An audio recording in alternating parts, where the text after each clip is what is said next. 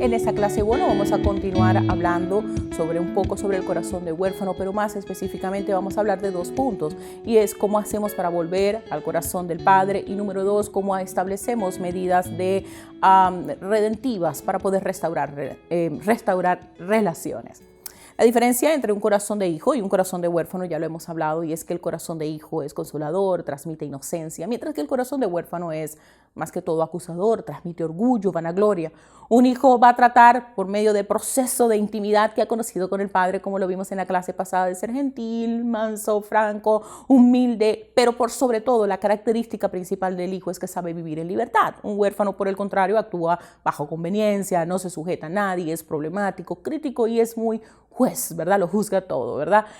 A diferencia del hijo que está en libertad, debido a esta característica de corazón, se mueve más en niveles de cautiverio porque hay inseguridad. Un corazón de hijo, además de saber descansar, tiene seguridad, ¿verdad? Sabe cómo practicar la misericordia, sabe perdonar, recibe, por lo tanto, en ese proceso de perdón, sanidad, no solo física, sino emocional y también espiritual. Ayuda a otros y es agradecido. El huérfano huye de la humanidad. En verdad, lucha por todo, manipula todo, roba, arrebata herencias, guarda rencor, socava, y le cuesta más recibir la sanidad emocional porque nunca va a estar abierto a sus emociones. Él nunca va a decir en verdad cómo se siente, nunca va a aceptar sus errores. Así como Adán y Eva, ¿te acuerdas? Pues siempre había alguien a quien culpar. La mujer, la serpiente, en fin. No se hacían responsables.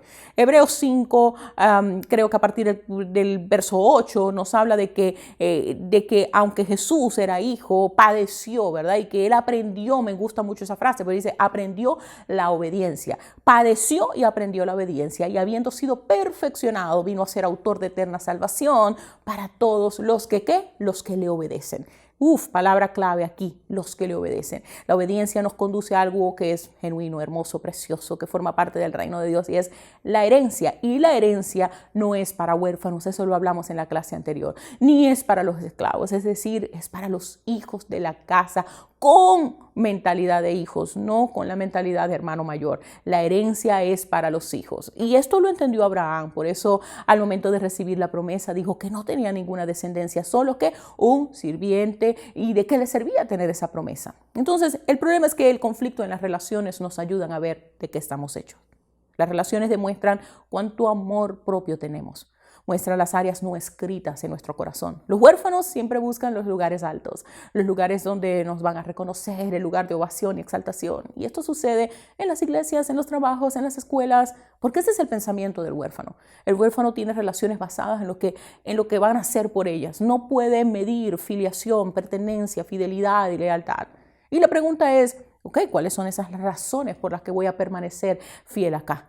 ¿Verdad? Y muchas veces tenemos relaciones y la pregunta es, cuando esas relaciones en las que tú y yo estamos ahorita, nos preguntamos, ¿qué vamos a sacar de esto? Probablemente detrás de esa pregunta haya una fortaleza mental de un corazón de huérfano. El corazón de huérfano valora al padre por lo que él le puede dar, por lo que el padre va a hacer por él, pero no por la intimidad y el amor. El corazón de huérfano no está sujeto a la misión del padre, lo vimos en la clase anterior. Ellos creen que están siendo utilizados. Cuando el padre dice no a lo que quieren, el corazón huérfano se ofende, hay un rechazo personal. Los huérfanos no miran hacia el futuro, sino que piensan, ¿cómo hago yo para sanar mi dolor ahora? ¿Verdad? ¿Cómo obtengo mi bendición o mi herencia ahora? Como el hijo pródigo. La mentalidad del hijo pródigo es ahora.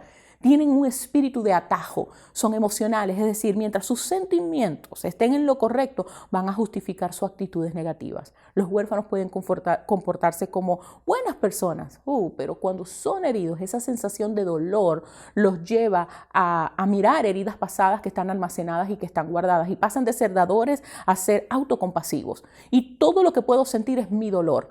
Todos deben satisfacer a la final sus necesidades. Los huérfanos siempre van a tener la razón. Somos legalistas. Bueno, ya no, gracias a Dios he cambiado, pero llegamos a ser legalistas. Tratamos de justificar, es decir, de vindicar, basado en la propia rectitud, la cantidad de daño que causamos a los demás. Vamos a tender a ser críticos, a degradar a los demás muchas veces sin darnos cuenta. El espíritu huérfano valora la autoridad por lo que puede obtener de ella. Incluso en el matrimonio, ¿qué puedo sacar de esto? Sus hijos deben satisfacer sus necesidades. Los huérfanos hacen todo lo correcto por las razones equivocadas. Los huérfanos, mediante sus acciones impulsivas, no sienten el dolor ajeno. Todo lo que saben es que tienen la razón. Y si alguien más está sufriendo, ese es su problema. Los huérfanos por lo general son malos mayordomos, lo vimos en la parábola del hijo pródigo. Tienden a consumirse la bendición que Dios le da en sus propios deseos hasta que llegó el momento en que esa herencia se ha acabado. De modo que si no podemos recibir disciplina, si no podemos recibir corrección, entonces somos ilegítimos, somos huérfanos. Y la palabra clave aquí es sujeción, sujetarnos, sumisión. Hebreos 12 nos habla en el verso 7, dice, si soportamos la disciplina, Dios nos está tratando como hijos. Porque ¿qué hijo es aquel a quien el padre no disciplina? Oye, esta pregunta tan interesante. ¿Qué hijo es aquel al que el padre no disciplina? Pero si os deja sin disciplina, la cual todos han sido partícipes, entonces sois bastardos y no sois hijos. Somos coherederos. Acuérdate esto, nosotros somos coherederos con Cristo, pero primero debemos llegar a sufrir y luego vamos a heredar. Cuando nosotros decimos esto de que debe llegar a sufrir, estamos hablando, y acuérdate de lo que enseñamos en las clases pasadas, debemos ser formados en la fidelidad. Los huérfanos dicen, mientras mi necesidad se satisfaga, yo te voy a servir. Pero cuando tú, mi figura de autoridad, tengas un lugar de debilidad y de desesperación, entonces verás lo que realmente está en el corazón de un huérfano. El huérfano abandona, el huérfano va a valorar más lo que puedes hacer por él que la intimidad y el amor y la relación. Y el huérfano está de acuerdo con la voluntad del acusador, que es mi voluntad. Cuando no nos sometemos a la misión del Padre, la muerte comienza a llegar. Eliseo le dijo a Elías, Padre mío, no te dejaré. Si te quedas con el Padre, tú heredas. Los sufrimientos de este tiempo presente no se van a comparar con la gloria por venir. El enemigo intentó con todas sus fuerzas conseguir que Jesús recibiera ese corazón de huérfano. Sabía que si lo conseguía, nunca íbamos a ser salvos. El huérfano nunca llega a la gloria aún que debe ser revelada. Primero debemos aprender la obediencia a través del sufrimiento como hijos, pero luego seremos una carta abierta hacia la salvación eterna. ¿Y qué es sufrimiento? Lo explicamos en clases anteriores en Lucas 2 y leímos la historia de Jesús mientras estaba en la sinagoga a los 12 años de edad, cuando durante ese tiempo estaba en las fiestas de las Pascuas y luego tuvo que someterse a los padres que no entendieron lo que estaba haciendo Jesús. Y durante 18 años regresó a casa y fabricó muebles, o para otros construyó. Pero lo importante fue que se sometió a padre y a sus padres y a su madre terrenal. Como lo dice en el versículo 51, dice, continuó en sujeción a ellos, obedeciéndolos y siendo piadoso. Dios desea que lo conozcamos a Él como Padre, porque donde hay orfandad no va a haber madurez espiritual, pues no podemos amar incondicionalmente, sino superficialmente. Dios desea levantar una iglesia madura y por lo tanto debemos arrepentirnos por haber sido incapaces de echar raíces en una iglesia y estamos constantemente cambiando de iglesias, buscando siempre algo mejor o la más grande. Cuando hemos sentido fe, ¿verdad? Pero basada en emociones. ¿Ok? ¿Se siente bien? Entonces lo voy a seguir haciendo. Necesidad de reconocimiento. Arrepintámonos por haber sido fácilmente ofendibles, por incluso sentimientos de abandono cuando no nos habían abandonado. Esa actitud de que nadie me quiere ayudar, nadie va a hacer nada por mí, o la actitud de yo lo sé y nos hace no enseñables. Arrepintámonos por eso. Arrepintámonos por toda mentalidad de sobreviviente, siempre cuidando de uno mismo. Nunca verdaderamente sentirnos cómodos ante la presencia de un Padre espiritual ungido, sino que rechazamos a otros al momento de que nos sentimos vulnerables. Entonces, eso es tan importante que nosotros podamos entenderlos para estar preparados, no solamente para lo que el Señor quiere darnos y las herencias futuras, sino también para las próximas lecciones. No te conformes únicamente con escuchar esto. Pídele al Espíritu Santo que te revele lo que está impartido dentro de esto y de esta manera poderte preparar para la próxima serie que se llama Hijos y Herederos. Y por eso quiero cerrar con este preámbulo de hablarte sobre lo que es la restitución en nuestras relaciones. el ministerio de la restitución. Si nuestras acciones o actitudes han lastimado a otras personas, debe haber en nosotros una necesidad de acudir a esa persona y corregir cualquier error para romper los patrones destructivos en nuestras relaciones. Si tú escuchaste toda la clase que está en Puertas Generacionales, básicamente cuando nosotros estamos hablando y antes de poder entrar a cualquier tópico, como que espíritus familiares, hombres fuertes generacionales, nosotros hablamos de la importancia de rendir nuestra voluntad para romper patrones generacionales. Y probablemente mira la historia de tu familia.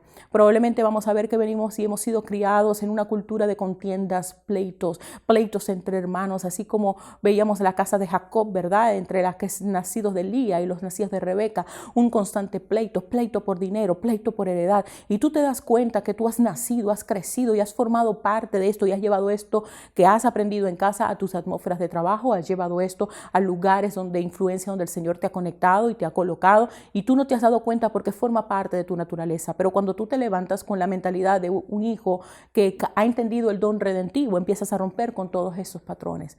Dios nos perdona por nuestros errores desde la primera vez que lo pedimos. Pero para romper ciclos de cosecha de lo que hemos sembrado y para comenzar a restaurar la confianza, a menudo es necesario hacer todos los esfuerzos, ¿verdad?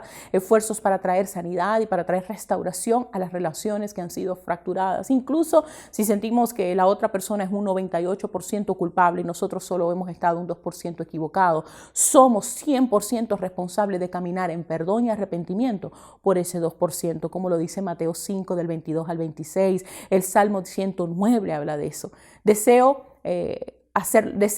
Debemos desear hacerlos a ellos libres de lo que consideramos que fue la ofensa. Jesús mismo en la cruz, en medio de tanto escarnio público, a aquellos que le ofendían, dijo: Padre, perdónalos porque no saben lo que hacen. Jesús cubrió la ofensa e ignorancia de ellos con misericordia. Por eso, en el Monte de las Bienaventuranzas, nuestro Señor nos enseña el carácter de mansedumbre que se debe formar en nosotros en medio de las persecuciones y las ofensas, sabiendo que los que somos hijos y caminamos en obediencia a la palabra, somos bienaventurados. El asunto es que muchas veces nosotros nos centramos mucho en la ofensa o en quién tiene la razón. Creemos que eso va a traer justicia. Pero la verdad, pon oído a esto que te voy a decir. Lo que en realidad nosotros necesitamos es traer el reino. El reino de Dios es justicia, es paz y es gozo por medio del Espíritu Santo. Mas es imposible la manifestación del reino donde hay ofensas, pues el reino se establece por medio del ministerio de la reconciliación que estableció Cristo, de modo que por causa de un sacrificio, una relación fue restaurada, la tuya y la mía con Dios. A causa de ese sacrificio y de esa reconciliación es por lo que el reino de Dios se ha acercado. De manera que para poder establecer el reino de Dios, aquí debemos seguir el mismo patrón celestial de victoria. ¿Cuál fue ese patrón celestial de victoria? Debemos perdonar, aunque a veces sentimos que al hacerlo nos sacrificamos, y debemos dejar que por medio del ministerio de la reconciliación el reino se acerque, y con él se acerca la justicia, se acerca la paz y se acerca el gozo. Claro que aunque no es mi intención de verdad profundizar en todas las dinámicas de relaciones, pues en el curso de Fundamentos dedico mucho tiempo a eso. Recuerda que perdonar significa que no vas a usar el pasado en contra de la persona y la haces libre de la ofensa y te haces a ti libre de la prisión de la ofensa. Ahora, eso no quiere decir que la confianza ha sido restaurada. Por favor, mira el curso de Fundamento y aprende cómo se restituye la confianza. Y quiero seguir avanzando en lo que en verdad tenía o tengo preparado para el día de hoy. Dios desea que seamos maduros y que portemos la imagen y el carácter de Cristo en todo.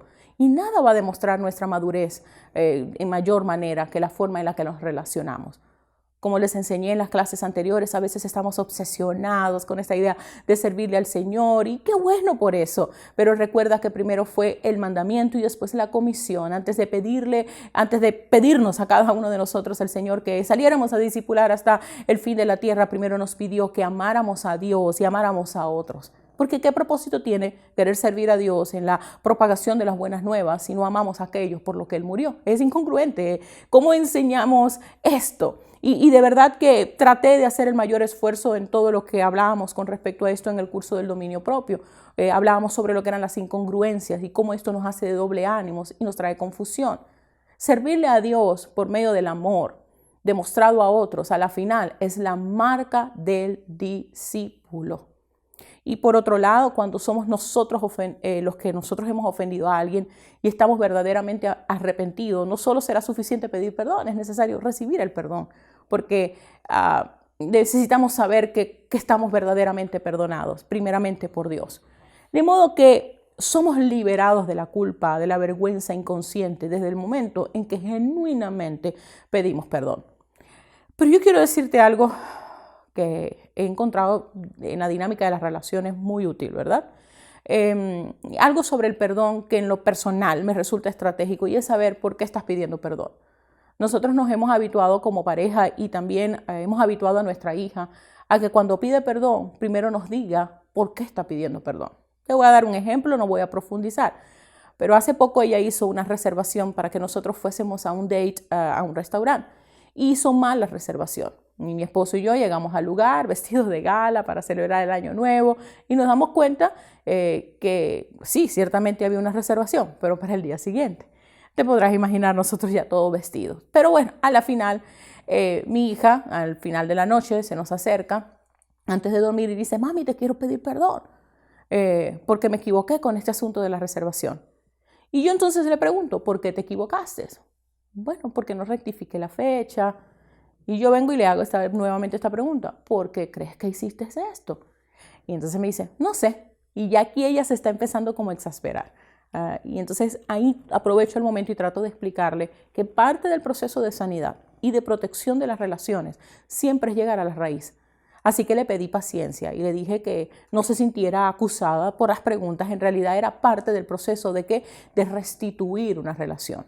Así que le repito la pregunta y le digo, ¿por qué crees que no rectificaste la fecha? Y entonces ella piensa y me dice, bueno, porque estaba apurada. Yo vuelvo con una pregunta más y le digo, gracias hija, vamos a seguir explorando un poco más. ¿Por qué crees que estabas apurada? ¿Tenías otras cosas que hacer? ¿O crees que tu papá y yo no consideramos la cantidad de tasks que tenías en el momento, de actividades que tenías en el momento cuando te pedimos el favor? Y ella me dice, no, en realidad estaba libre, solo que no quería hacerlo. Y entonces le pregunto yo, ¿cómo crees que no haberlo querido hacer pudo influir en el error? Y ella pensó como por unos segundos y me dice, bueno, porque lo hice de mala gana. Ah, le digo yo, ya veo. Entonces empecemos de nuevo, hija. ¿Por qué estás arrepentida? Y ahí pude ver en su mirada que ni ella misma sabía por lo que estaba arrepentida, sino hasta ese momento. Y ella sabía que tenía que pedir perdón, sabía que había hecho algo mal, pero no lo entendía porque debía estar arrepentida. Entonces dice, mami, te pido perdón por haber actuado de mala gana, por haberte obedecido, pero te obedecí sin amor. Y la Biblia dice que todo lo que hagamos debemos hacerlo con amor como para Dios. Cuando yo le escuché decir eso, dije, fue libre.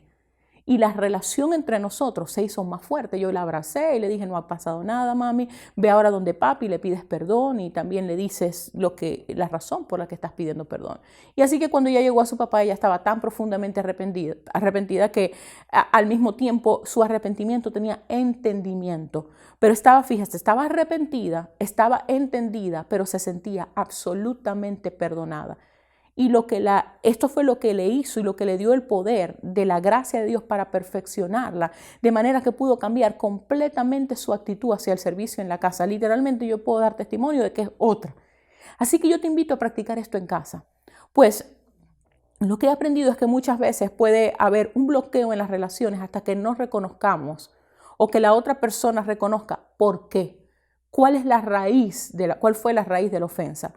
Porque no es solo pedir perdón, es entender cómo y en qué medida me has o te he perjudicado. Cuando decimos perdón, pero no hacemos el esfuerzo de ver cómo esa acción que hice te pudo haber perjudicado, lo que sucede es que caminamos en obediencia a la palabra, en el término de perdón, pero la confianza en la relación nunca es restaurada, queda quebrantada. Pues mientras no reconozcas la razón de la ofensa y el entendimiento de cuánto me perjudicaste, quiere decir que mientras yo permanezca cerca de ti, hay oportunidades de que me vuelvas a herir grandemente. De modo que perdonamos, pero no restauramos las relaciones. Solo cuando reconocemos la raíz y nos arrepentimos por los daños causados es cuando seremos personas confiables, que probablemente se volverán a equivocar, pero que son sensibles a rectificar. Y esa rectificación los lleva a caminar en humildad, con un corazón enseñable y más aún demostrando que somos capaces de poner nuestras vidas con tal de defender una relación. Hasta que no reconozcamos nuestras ofensas, es difícil volver a confiar en otros, o es difícil que vuelvan a confiar en nosotros, porque el perdón y la confianza son dos cosas diferentes. Entonces aquí es el asunto de la mentalidad de hijos y huérfanos, donde esa mentalidad va a marcar una diferencia, pues cuando pensamos como huérfanos tendemos a responder con autocompasión, sentimiento de dolor por nuestro sufrimiento, mientras que el hijo ve el arrepentimiento como una acción que restituirá la confianza en aquellos que se ofendieron. Un hijo entiende el valor de la confianza y la cuida a toda costa. Eso lo puedes ver y estudiar a profundidad en 2 Corintios 7, del 9 al 11. La autocompasión, mis hermanas, rara vez nos va a conducir a la transformación de un comportamiento. Al contrario, busca vindicar nuestros berrinches e impulsos. Incluso nos conduce a relaciones que no son restauradas. La autocompasión nos autojustifica de nuestras acciones de buscar justicia y disminuye, según nuestra percepción, que está ya emocionalmente distorsionada, la gravedad de cada pecado u ofensa que cometemos en contra del amor y el honor hacia los demás, especialmente las que son relaciones de pacto. Impide el arrepentimiento sincero, pues basado en nuestra rectitud sentimos que la vida no ha sido justa con nosotros, que el hermano no fue justo con nosotros, que el pastor no fue justo con nosotros, mi esposo, en fin. Y lo peor es que si volteamos al pasado, veremos la cantidad de cuerpos tendidos, una relación rota detrás de otra, pero siempre vamos a escuchar el eco autocompasivo que nos hace creer que fueron los demás. Ellos fueron la causa de nuestras frustraciones y por lo tanto todas nuestras reacciones se van a justificar. Y colocamos la falla principal en otros durante los conflictos relacionales porque sentimos que hemos sido tratados injustamente. Si ellos no me hubieran hecho esto, o mira todo lo que yo hice por esta persona, si él tan solo o ella tan solo hubiesen hecho esto por mí, si esto hubiese pasado, a la final todo lo que sucede es que no hacemos un esfuerzo por ser transformados y por madurar. Nos llenamos de excusas, las excusas en nuestras actitudes que justifican nuestras actitudes negativas. Y vamos a ver las debilidades en los demás y vamos a sentir que nuestra corrección justifica el juicio crítico o nuestras acciones. Intentamos hacer que los demás sientan compasión y si de ser posible vamos a tratar de hacerles entender nuestro punto, como que hemos sido tratados injustamente, déjame mostrarte lo que me hicieron, para fortalecer así esa fortaleza de autocompasión interna que muchas veces está oculta debajo de una apariencia de soberbia, orgullo, falsa autoridad, que no es más que la debilidad de carácter. Podemos tratar de compensar nuestros fracasos relacionales con mayor actividad dentro de la iglesia. Hay una actividad hiperreligiosa de manera agresiva, tratando de ¿qué? De ganar autoestima o de ganar aceptación. O por el contrario, podemos asumir un falso sentido de responsabilidad y culparnos a nosotros mismos por todos los conflictos relacionales, negándole entonces a los demás la oportunidad de que ellos lidien con sus problemas, sus responsabilidades y su falta de carácter. Por otro lado, el arrepentimiento de Dios también se ve vulnerable porque no podemos reconocer en verdad todo lo que ha implicado las acciones que se han tomado. Entonces, no son solo emociones y lágrimas. Arrepentimiento no es solo emociones y lágrimas. Es entender que nosotros somos responsables de nuestras decisiones. Es buscar la forma de ver cómo ahora estamos dispuestos a humillarnos y hacer lo que sea necesario para establecer relaciones saludables. Así que debemos estar dispuestos a dejar de lado la necesidad de tener la razón para ver la sanidad en aquellos a quienes hemos lastimado u ofendido. Vamos a escoger andar en franqueza y transparencia y voluntariamente vamos a presentarnos y reconocer nuestros pecados contra el amor y reconocemos que hemos herido y ofendido a los demás. No busquemos excusas, ni intentemos echarle la culpa a otros o disminuir la profundidad de nuestro autoengaño o miedo a la intimidad con lo que hemos hecho y por lo que hemos estado luchando. Así que espero que toda esta enseñanza pueda ser de bendición y pueda ayudarnos a caminar ese camino de restauración, restitución y redención que primeramente caminó Cristo Jesús, y ponemos nuestros ojos en Él, el autor y el consumidor de nuestra fe. Sigue adelante y haz algo, protege las relaciones.